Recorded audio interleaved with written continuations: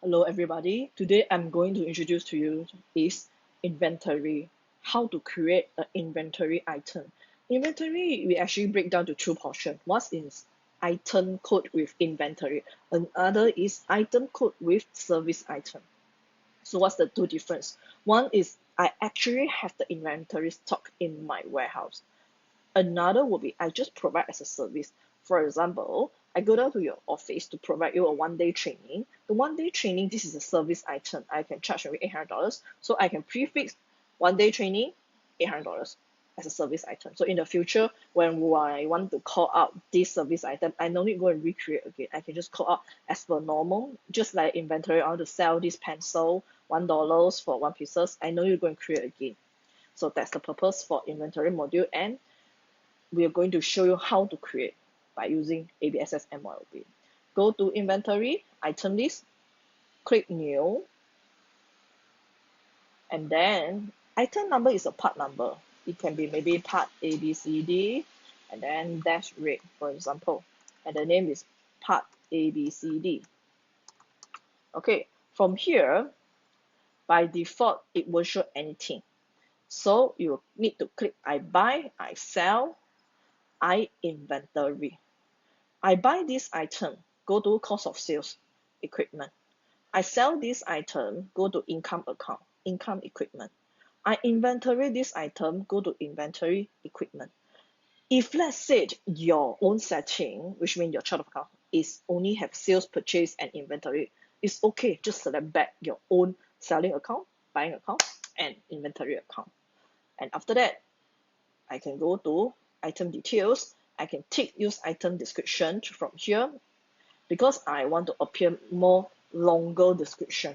Okay. Maybe I have a sizes and region and buying details.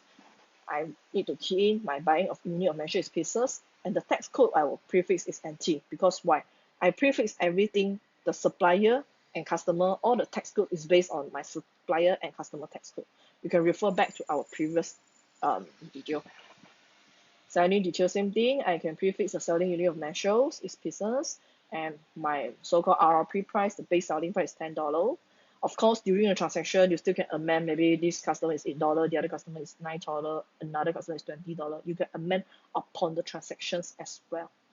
The tax code, when so choose NT as well, as I just now mentioned, we will follow back our customer tax code.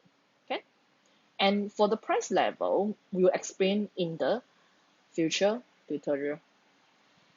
So this is inventory item. How about the service item? Just create a new one. Service A. Service A.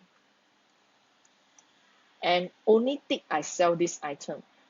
Then you can select your chart of account. For me, I do have one, it's called sales and services. I can change to sales and services.